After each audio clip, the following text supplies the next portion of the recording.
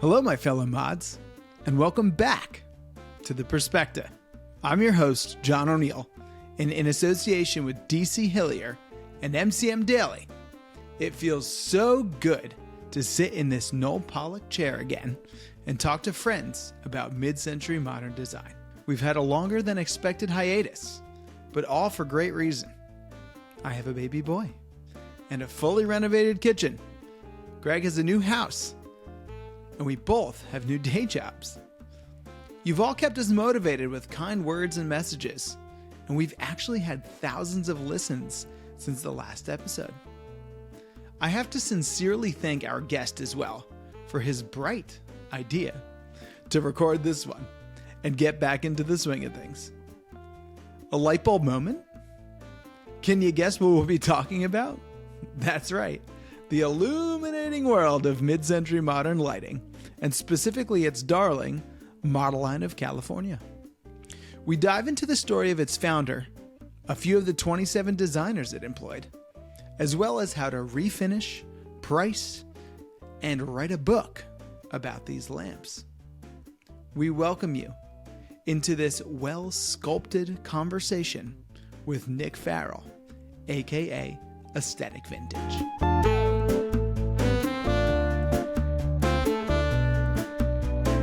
Well, Nick, welcome. It's not our first time chatting here, but I'm excited to record this one and talk and discuss for everybody listening as much detail as you want to get into as far as Modeline and other mid-century modern lamps go. So welcome to the Perspecta. Yeah, thanks for having me, and should be said, congratulations on the birth of your first son. Since your last podcast. My man, thank you. Yes, that was the most notable thing, and probably prevented us from recording a ton more of these. But he's doing great. He just met Greg via video here, and no appearances yet, but he will be podcasting soon enough. But thanks, man. I appreciate it. It's been an eventful about a year and a half since we released one. We renovated, definitely had some lighting choices. Greg bought a house. Yeah, he's been buying some mid-century modern lighting. But I still don't have a Modeline in my collection, my friend. Wow. No, I don't know if I had ever told you that, but I will admit it. I will admit it here. Well, I know a guy, as luck would Yeah, you are the guy. I mean, so look, I would love to actually know. I don't think I've ever talked to you about this. I'd love to know when it first, Modeline itself, mid-century lighting, even mid-century design, like really first got on your radar. Yeah, so it first, I've kind of always been a little bit of a design nerd. I grew up in southern Michigan in a town that had a lot of Victorian design. And when I was real young, I was really into that. Yeah. I've got a friend here in Nashville who's a dealer of furniture. And so it'd been kind of on my radar for a while. I guess this would go back to like 2018. Seeing the stuff he had, and I got a little fascinated with that and kind of went down the rabbit hole and bought some pieces for the house and went more and more down the rabbit hole. And you're pretty deep. I'm pretty deep. Yeah, I'm pretty deep. But yeah, Modeline came on. We all are. We're podcasting here about it. So yeah, exactly. Yeah. Exactly. Yeah, I was having a conversation, I think, about Mont Blanc pens with a friend, and just the thought that whatever item it is, it could be a toilet paper dispenser for all it matters, but somebody has dedicated their life to perfecting this thing, Right. And I just kind of thinking about my lighting. I had some pretty awful lamps at the time, and I thought, well, what is the Mont Blanc, or what is the Rolls Royce of modern lighting, and went down that rabbit hole, and Modeline was the name that kept coming up. And so that was my initial introduction. That would have been, I think early 19 was when Modeline first came on my radar. So cool.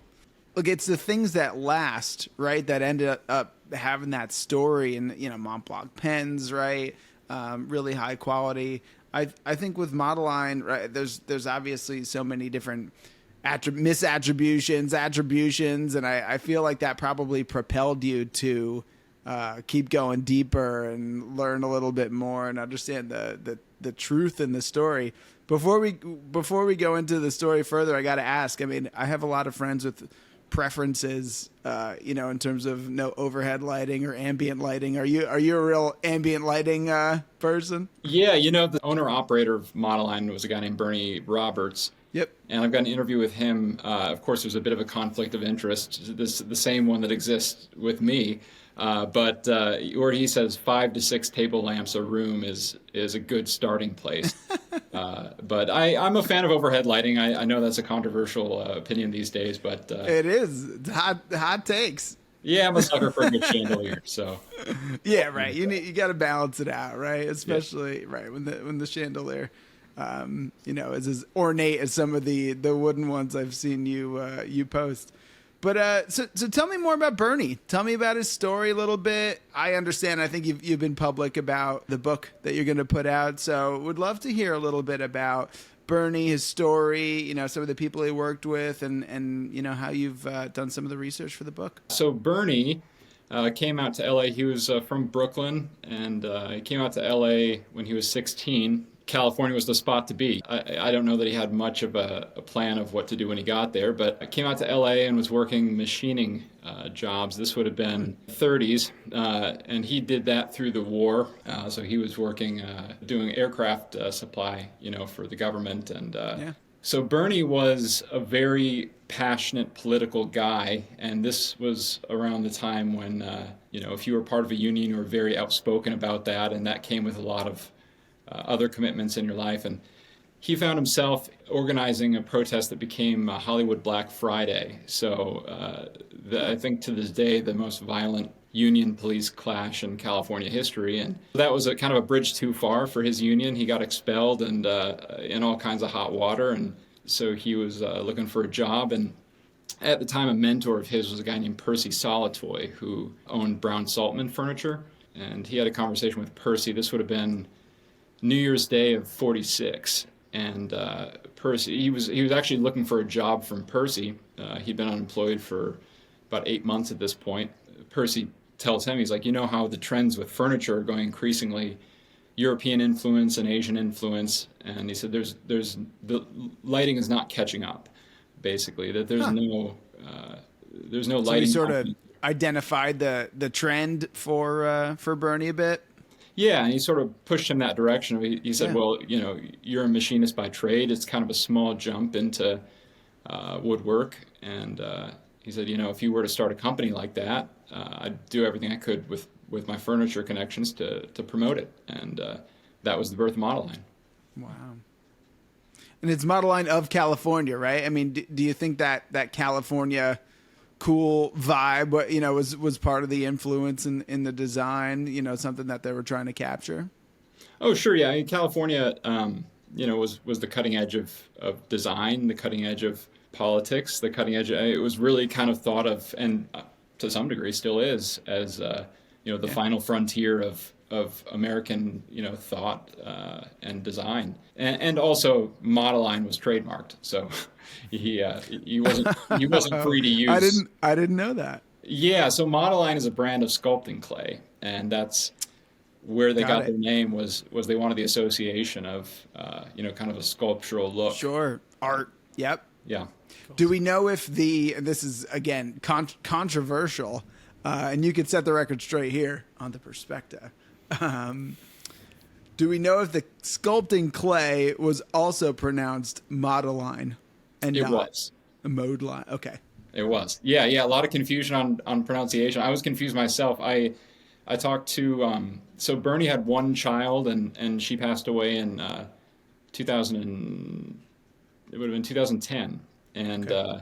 She didn't have any children. But so the closest living relative to Bernie is his niece, who is still alive at 90, and so I asked her, and she confirmed emphatically that it is Modeline, not Modeline or Modeline or anything else. So right. Yeah, that's great. Yeah, that was. It sounds like one of many interviews that you've done. Do you want to give us a little taste of some of the most interesting experiences you had going around trying to collect information, artifacts about Modeline?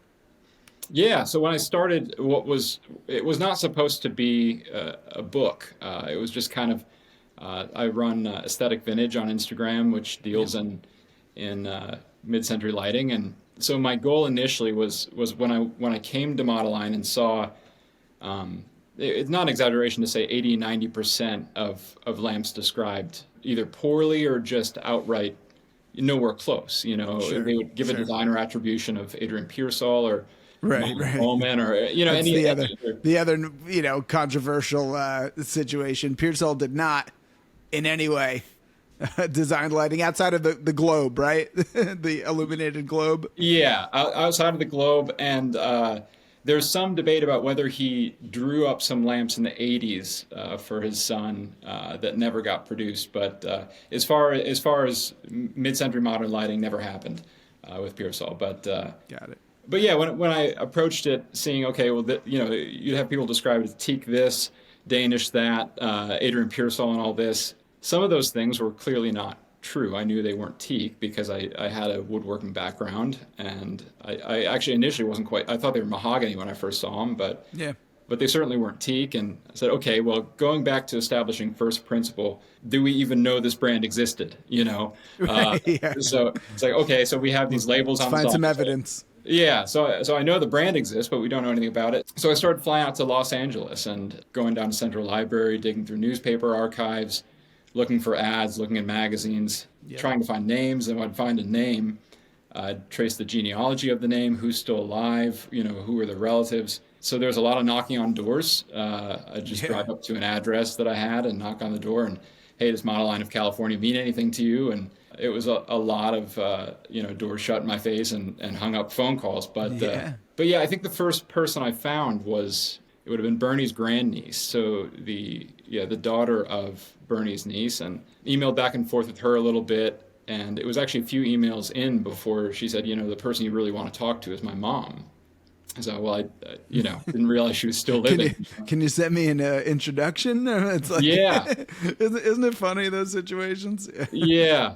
So, and I was so ill prepared, at the time. When I did finally connect with her, I had no idea, just kind of froze up. Like, I have no idea what to ask you, But got into that, and she gave some insight on, where the funding for Modeline came. It was a pretty big operation just from the start. Yeah.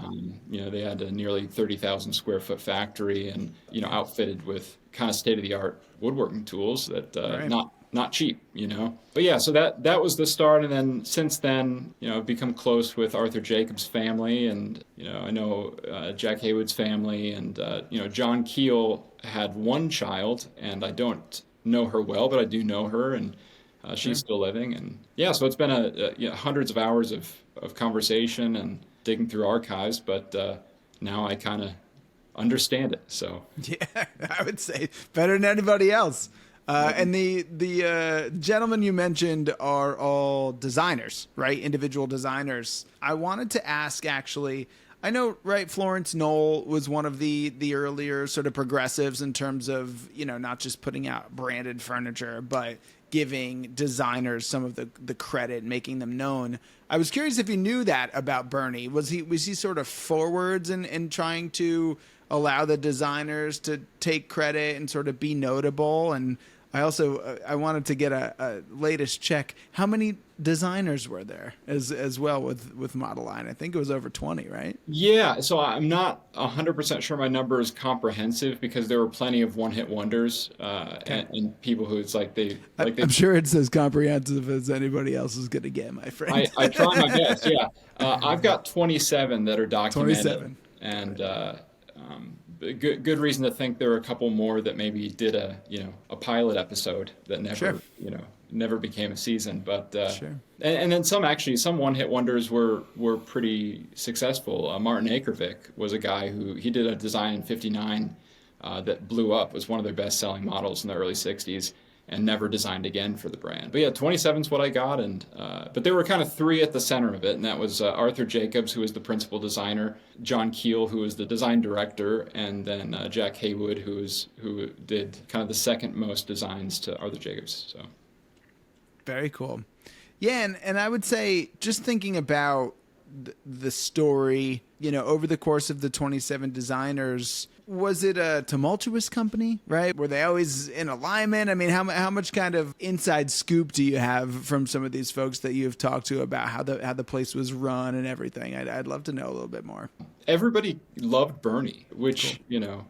I haven't loved every boss I ever had, so that speaks toward their character, But yeah, everybody was close with Bernie. The kids of the designers remember him mostly as Uncle Bernie. They'd get a card on their birthday and Christmas and everything. And Arthur Jacobs was real close with them. They went on skiing trips and fishing trips, and Jack Haywood was very close to them as well. His nice. Son remembered Bernie pretty well. And John Keel's kid actually grew up in Hawaii and was never spent time in L.A. or not significant time in L.A. So sure. She didn't remember him. But yeah, they all kind of got along. I think there's a bit of a rift between Jack Haywood and Arthur Jacobs in 1962. And a bit of a rift between Haywood and John Keel, and actually in the same year. So, oh wow! But artists. Yeah, right. And I would, I think there's some pretty distinct differences, right, in some of their different designs. I feel like is it Haywood that went sort of a little bit more like googie with it, right? Little futurism in there. Yeah, I'd love to understand how you characterize some of the models, and then if you have a top three, I know it's hard across all these models, but I'd love to hear them. Yeah, well, as far as top three, it changes all the time. The ones behind me, actually, if you can see, are growing on me as some of my favorites. Those were for sale and they got pulled off the shelf, so yeah. I kind of fell in love with those, But yeah, as far as the general style of each designer, I don't think it would be an exaggeration to call Arthur Jacobs the father of modern lighting in general. His style, rewinding the clock back to the post-war years, modern was an interesting category in that it wasn't really anything yet. In 45, 46, it was just kind of an anti-category of, it's not Victorian. Right. It's not any of these other things. It doesn't give any concession to traditional motifs. And there are all these kind of warring ideas, especially in lighting, of what modern would be. And I think part of what makes Modeline so important, and specifically Arthur Jacobs' work so important, is those are the ideas that won. If you look at the current modern lighting, even Wayfair, West Elm, or even Walmart, those places it's Modeline style lighting, is what they consider mid-century modern. And it wasn't because they were the only idea. I mean, Atomic was obviously huge. There's really, not that I can think of a current atomic company. And same to be said, although space age, you could make a case that there's some space age companies. But yeah, so Arthur Jacobs' style as far as European minimalism kind of defined his work. He had some ornate phases. He did some Spanish style lamps, some Asian modern lamps, but for the most part, it was just European minimalism. One of his defining characteristics was everything, or most everything, has some kind of trick function. The modulator switch is one we've talked about. Yeah, the wood pole was just sort of this genius idea where, lamps were becoming massive in this era, where you have end tables and couches are kind of migrating lower and lower. Your side table comes down to whatever 19, 20 inches in this area, or in this period of time, and lamps were kind of evolving taller and taller. And to prevent any kind of extreme contortion to light your lamp, the switch was coming down. And the modulator was how he solved this problem, and it sort of incorporated the switch into the design. So, right, and that's right in the kind of center pole, right? That you pull up and down. Yeah, wood pull switch just in the center of the lamp, and the Saturn switch is another one. These are the Saturn switch is something that you could probably look up on Google. If not, my Instagram has plenty of them. But yeah, that was Arthur Jacobs. Jack Haywood kind of pioneered the futurism, the space age look. He was active at Modeline from 56 on, but he really kind of had his heyday in the early 70s when his design kind of overtook Arthur Jacobs as the best-selling models. So I would say John Keel was the least modern of the three. He didn't mind incorporating more traditional design styles and filigree and kind of a more ornate style. He was, out of the three, the worst selling. So that kind of spoke for the trends of the time. all comes down to running the business sometimes, right? I mean, it's funny to hear that the designers too had little riffs. Thinking about your business, actually, I'd love to know. It sounds, you have a bit of a woodworking background. Sounds like you've been in the furniture game a bit. How do you feel like with the electrical components and some of the details that lighting is different than refinishing furniture? Has that taken a lot of sort of knowledge building and expertise and circuits and I don't even know, but just curious if that really is an acquired skill. Yeah, so it's similar to furniture in that it is woodwork and it's wood refinishing from Modeline, sure. Yeah, at least with Modeline, and then Modeline has a lot of brass. Fortunately, solid brass, so that can be refinished as well. The shade work is totally unique from furniture. I don't know if there's a Venn diagram between that and furniture. It has more in common with upholstery, I think, than anything else. But maybe some of your rattan covers, but yeah, it is a very specific use case, I would say. Yeah, so that took a bit of learning and experimentation and a lot of destroyed materials to figure that out. But yeah, and of course the electrical components. The electrical components, there's kind of nothing to it, honestly. There's kind of this thinking that every vintage lamp should be rewired, but safety standards haven't really changed significantly as far as portable lamps since then. It's 2 or 3 wires and a socket, so. Sure. And some of the components companies I feel like still may exist, right? Sure, yeah. Leviton still exists. McGill, that made most of the Modeline sockets, has been out of business for a while. But yeah, Leviton's kind of the biggest one in the game, and they're still around and still the biggest one in the game. So yeah, it's incredible. I feel like this is a good segue into one of the questions that was asked within the Modeline group, which everybody, if you're interested, go join Nick's group on Facebook. Do we think rewiring or any other significant aspects, maybe a different update to the shade or non-original shade, do we think that has an impact on pricing? Do you think that in your expert opinion? And I'd like to know too, just in general, how you approach pricing on such a unique set of pieces that are there's not just a ton of them in the market. Yeah, pricing is a contentious issue. Yeah. I've always looked at it kind of like real estate, that like you can have 2 identical items and they're not of equal value. So, obviously you look at what a house sells for in, Santa Monica, and I say, oh, gee, my house in, no offense to anybody in Idaho, but, my house in Idaho looks identical. We must have a comparably... Same square footage. Yeah. Same materials. Yeah. Gee, I'm a millionaire. I didn't realize it. But, it really depends on your crowd, depends on who's buying from you. Condition has a lot to do with value by really an order of magnitude. I've seen some Modelines in rough condition, sit for $100 for 6 months or a year, and then restored. That could easily be a $1,500 or $2,000 lamp. So value. Yeah, you're buying and selling, right? Ultimately. Yeah. I mean, I buy and considerably improving. I try my best. Yeah. Yeah. But as far as like restoration affecting value, it probably will come to a time when a mint condition original lamp is worth more. That's not where we're at right now, but Modeline is just kind of starting to have their heyday.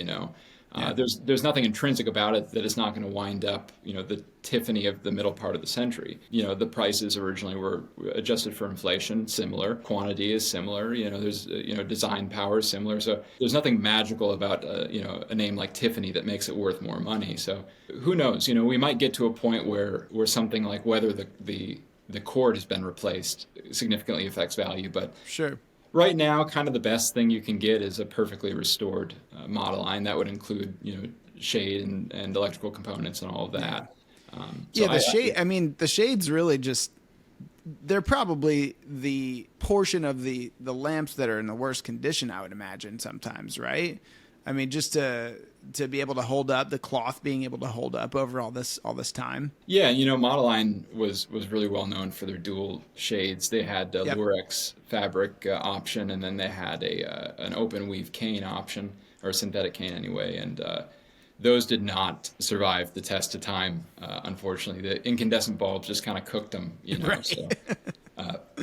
Actually, a competitor, there's VH Willems out of Florida, changed their slogan to "Created for Lasting Beauty," just to kind of take a shot at at Modeline shades disintegrating. So That's pretty funny. but yeah, so having those issues addressed kind of makes all the difference. And it's not all in a name. The Modeline had misses with their hits. Right. There are designs that aren't quite as desirable. But yeah, so pricing's a tough one. Yeah. And I think actually shows like Antiques Roadshow, I think maybe that kind of thinking give us an unrealistic idea of how value works. Yeah. There are items like that. Well, as does First Dibs and Cherish. I mean, running the mid-century modern Reddit, I see a lot of identification, a lot of value questions, and I think you made a really good point too. Even in the real estate metaphor, it depends on where you are and who you're selling to, and who you have the possibility of selling to. Right? Are you shipping it, or you selling it locally on Facebook Marketplace? Like those are two, very different things. Yeah, pricing's a challenge, and I always just try to recommend be as informed as possible about your market. I would divide the First Dibs price that you're excited about by 3 or 4. Right? Sure. And I think also, not to get into like an economics lecture, but be willing to let the market teach you. If you price something at $1,000 and it sits for 6 months, the market is letting you know. You might not have the reach to get $1,000. If you price it at $100 and it sells in 3 minutes and you have a wait list out the door, take that as a lesson for the next one you get. Price a little higher. So totally. Value is as mysterious to me as it is to anybody, and I'm guessing at it too. Right. So. No, we all are. Yeah, and when something's you might as well go high, and then there's something sitting around. Yeah, sure. Come down a little, right? I do think that's kind of a good point. You mentioned VH Willems. Are there other brands that were either directly competitive or authentic in their sort of time period that would somebody might want to consider if maybe, let's say, Modeline is out of their price range, or certainly if they see something in a thrift store and it's designed well, I'm sure they'll grab it. But what are some of the other alternative brands that people might be collecting? Yeah, there were a bunch of big players back then that adopted the Modeline style. Yeah, VH Willems was probably the most known example. I hate to call them a copycat company because they did have original designs. Their designer is a guy named David Shreve, and he did great original design work, but it is fair and honest to say that most of their designs were Modeline knockoffs. But yeah, VH Willems is a great lamp. Bruce Industries out of Philadelphia, they were less concerned, I think, with making a name for themselves. They did a lot of work for Sears and Macy's and the big box stores, but they had a slightly lower tier, maybe. Yeah, a little bit more budget conscious, but a great looking lamp. They had a subsidiary called R&J that was a real good product. Some of the difficulty with offering these names if somebody is after an alternative is that plugging these names into Google is not going to yield you much. And that's been you got to go knock on doors. Yeah, that's some of the war that I've been waging is that when I think Modeline, we've seen a shift in, if you look on, you look online now, and a lot of the information is much better than it was a couple of years ago. But Bruce Industries, R&J, those are still kind of obscure names that, a dealer, say, who gets a lamp like that once a month or once a year, who doesn't put the work into learning about it, is much more likely to just say, yeah, it's a Danish style lamp, and who cares what it is. But yeah, so those Roller is another good. Roller of California was another brand that's a good one. Outside of the Modeline style, I'm a big Laurel fan. Laurel lamp. Yeah, they've had a bit of a resurgence, right? I believe, or at least was it the Laurel? Some of the family members have been trying to preserve, the presence a bit. Yeah, the foundation's been doing a bunch of good work. They've got a website up now, and they've got an Instagram that's real informative. Yeah, they're just fantastic, and they do a great job preserving that information. So definitely worth checking them out as well. But I've got a couple of Laurels myself. I'm an enthusiast, so that's a great mix. No, I appreciate that. Speaking of like catalog, some of the information. I think you've made, like many others, I'll shout out the MCM Files, a very small Facebook group. You guys can try to get access to it. But in the Modeline group, you've done a great job of making information available. Posting some of the ads, the photos.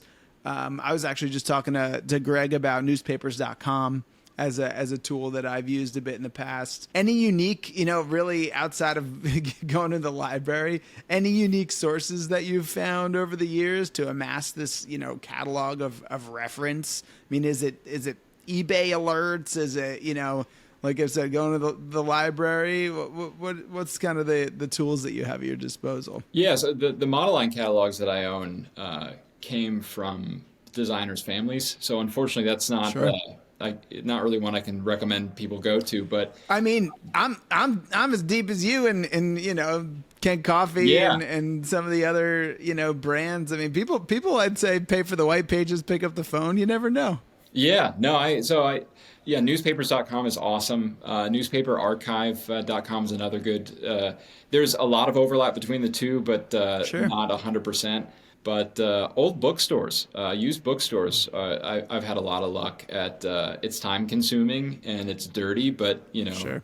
getting boxes of magazines and pouring through them, and you can find ads and catalogs there. But spending time at libraries, getting familiar with the process of being annoying to them.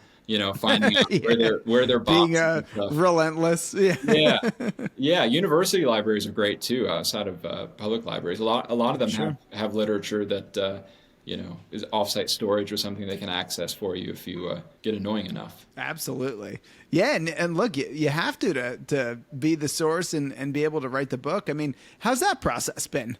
I know that's, I assume this is your maiden voyage, trying to, in the publishing world. I think you've got the content certainly down, but how's the editor and, shopping around? Tell us about that. Yeah, so I mentioned it wasn't supposed to be a book. It was just supposed to be, I want to offer better information, when I sell these things.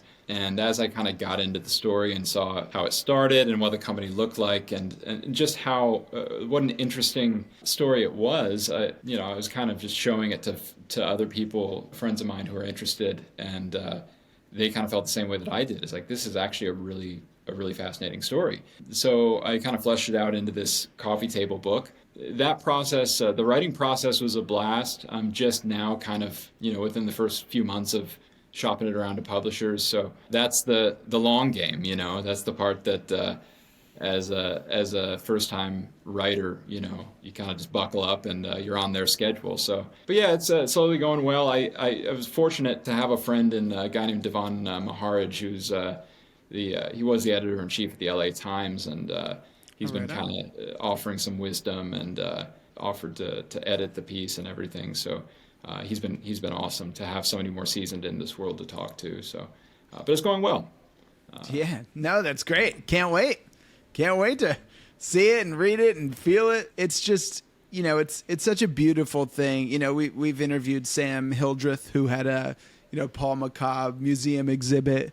I recommend, if you find something you love and people need to know more about it, or you need to set the record straight, or certainly if you're coming at it from a place where you're selling an item and you need to be the source, just go deep, right? Do the research, sign up for, or you don't even have to pay for it, right? Archive.org is one of the places I feel like has some old newspapers, magazines. Just dive in head first. And I agree. You'll find some pretty interesting narratives, right? At the end of the day, it was humans collaborating, designers, trying to have the best selling lamp.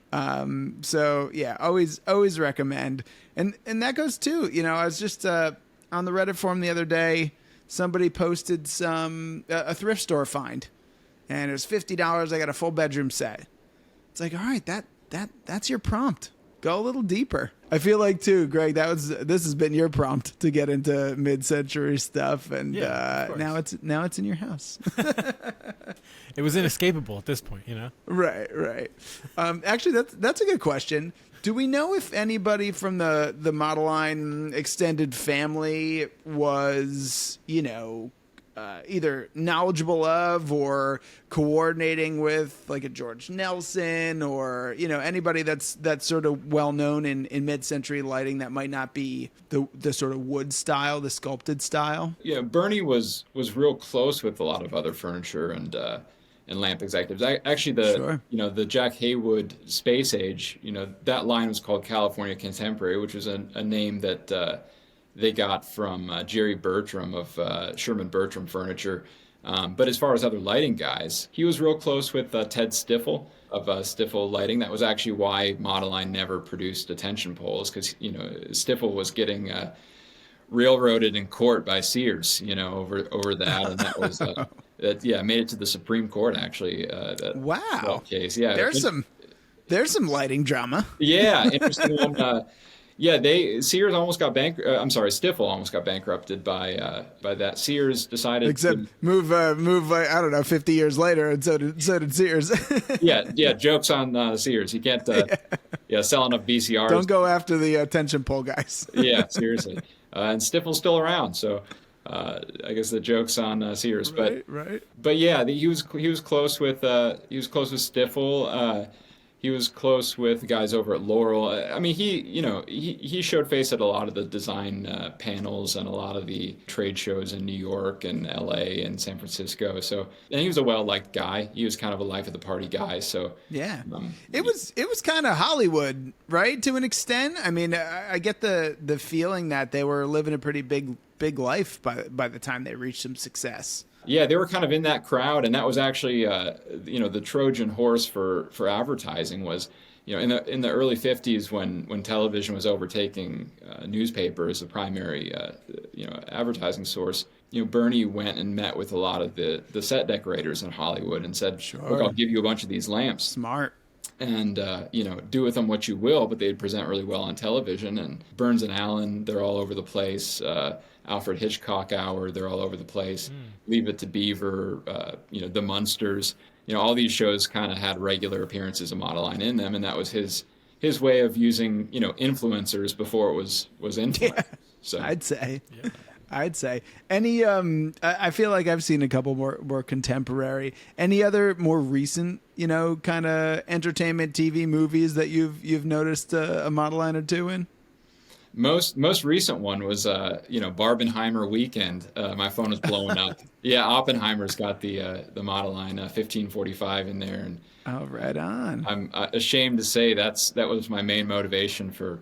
I'm glad I did it. Great movie, but when people kept texting me like, "Oh, there's a 1545 in there," and I had to see it for myself. But I was I was judging their set decorator, watching it, seeing the broken Modelighter that made it to the big screen. Yeah, for shame.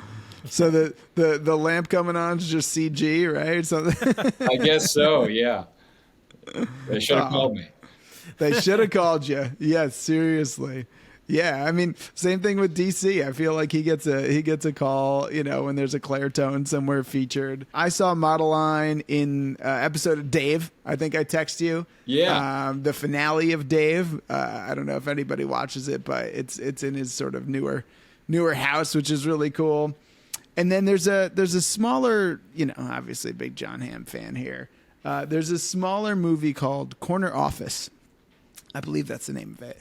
And there may or may not be a Modeline in this sort of secretive corner office that he visits occasionally. So they're still out there. I'd be curious, actually. Do you find some of your maybe consistent buyers, right? Are they really committed to the mid-century modern style throughout all of their decor?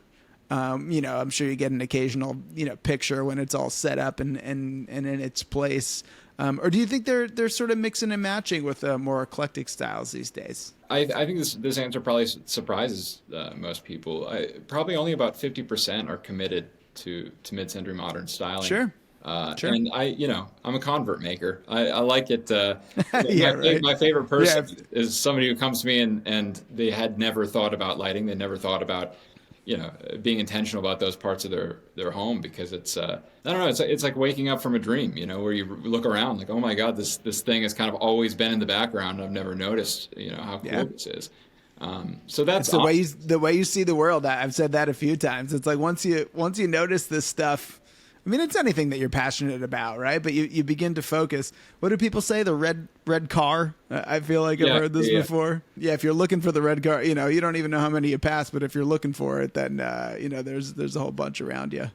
Yeah, exactly. 50%. Okay, that's good to know. But that's good to know. But they fit well. They fit well with any atmosphere, quite frankly. Yeah, and specifically Modeline, it's cool because if you go Mediterranean, there are Mediterranean Modelines. If you go with Spanish influence, yeah, Asian modern, whatever look you want, space age, Modeline has it. So, and of course, I'm not strictly Modeline, but I don't know, that's about half of what I do or so.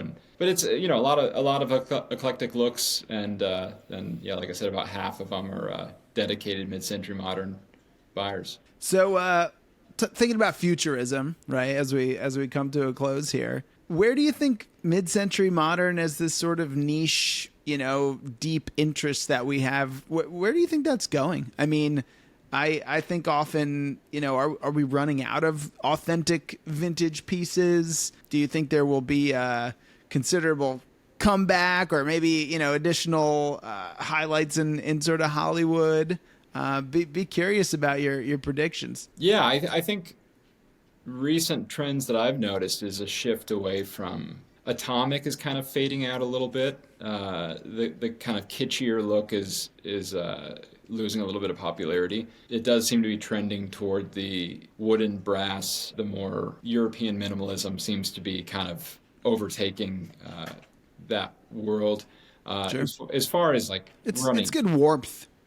When people need it. I feel like we did get to a bit of a sterile place in interior design in general to an extent, right? And now you got to bring some woods back.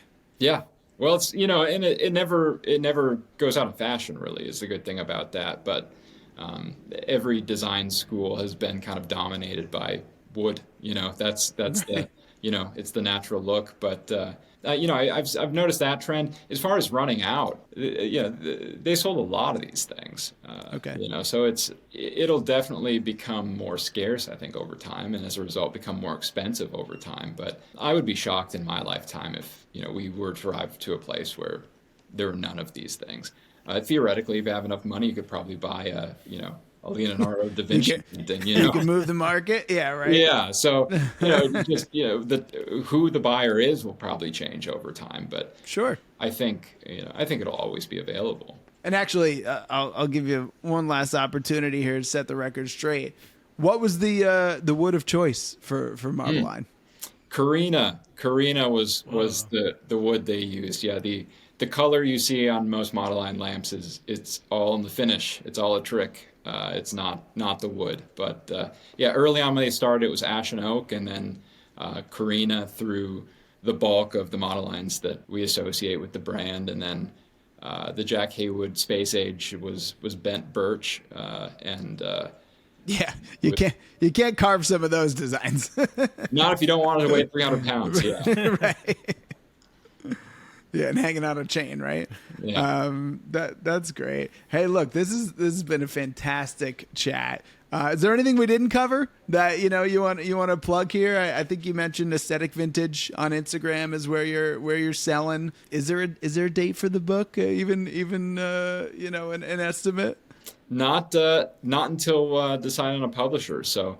If you're listening and you're in publishing, yes, exactly. I want to end up with some place that is passionate about it and wants to kind of help me display what a cool story and company this was. So ideally it'll be sometime 2024, and maybe we'll have another conversation then. Yes, sir. Yeah. Sounds like a plan. Well, Nick, it's been great. Thank you so much for the time. We'll talk to you soon. Thanks, Greg. Thank you so much for switching on to learn all about Modeline and other mid-century modern lighting from a true expert. Nick is such a shining example of what you can accomplish with passion and dedication. He has been around the country, knocked on doors, dug through libraries, seeking truth to set all records straight about Modeline history. Further, He has helped our community in sharing the references he has found to make us all more educated. He has earned your following on Instagram, and if you ever have Modeline questions, head over to his Facebook group. I'll be first in line to buy his book when ready. And we thank you again for supporting us patiently for the arrival of this long-awaited episode. We'll release a few more from our archives of episodes very soon.